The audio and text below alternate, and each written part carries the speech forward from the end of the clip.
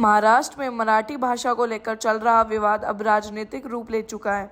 इस मुद्दे पर शिवसेना के नेता संजय राउत ने कड़ा रुख अपनाते हुए विरोध करने वालों पर तीखी प्रतिक्रिया दी है। संजय राउत ने कहा कि मराठी भाषा महाराष्ट्र की पहचान है और इसका विरोध करने राज्य की संस्कृति और अस्मिता के खिलाफ है। उन्होंने स्पष्ट शब्दों में कहा कि जो लोग मराठी का विरोध कर रहे हैं उन्हें ये समझना चाहिए कि महाराष्ट्र में मराठी का सम्मान सर्वप्रिय है। इस दौरान उन्होंने मंत्री प्रताप सरनाईक को लेकर भी बयान दिया। राउत ने उनके रुख पर सवाल उठाते हुए कहा कि ऐसे संवेदनशील मुद्दों पर नेताओं को स्पष्ट और मजबूत स्टैंड लेना चाहिए।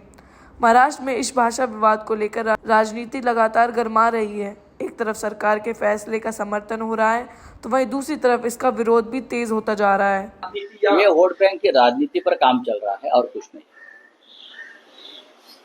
पश्चिम बंगाल में बंगाली अनिवार्य होनी चाहिए, गुजरात में गुजराती कंपलसरी होनी चाहिए, कर्नाटक में कन्नड़ी कंपलसरी होनी चाहिए, पंजाब में पंजाबी होनी चाहिए, तमिलनाडु में तमिल को महत्व मिलना चाहिए। अगर ये है तो महाराष्ट्र में अगर मराठी भाषा के लिए हम वही हक मांगेंगे तो आप इतने नाच क्यों रहे, उदक क्यों रहे? इस राज्य की भाषा मराठी है। कौन सी वोट बैंक है और किसकी वोट बैंक है? आप वोट बैंक के लिए मराठी का अपमान करोगे, नहीं चलेगा।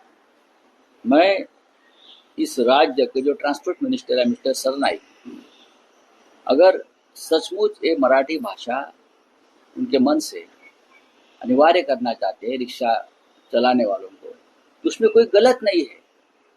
ये उनके ही फायदे की उनके फायदे की ये विचार है।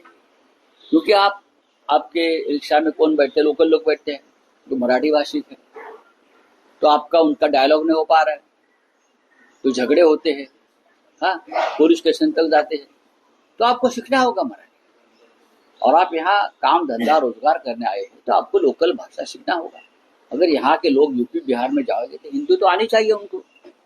हम यहाँ भी हिंदी का इस्तेमाल करते हैं, दिल्ली में करते हैं, क्यों करते हैं?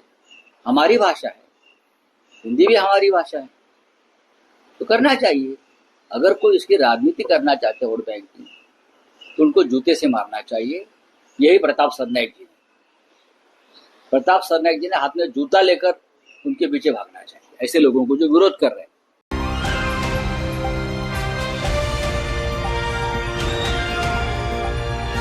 दिल्ली, हरियाणा, उत्तर प्रदेश, राजस्थान की हर खबर के साथ देखते रहिए न्यू इंडिया न्यूज नेटवर्क।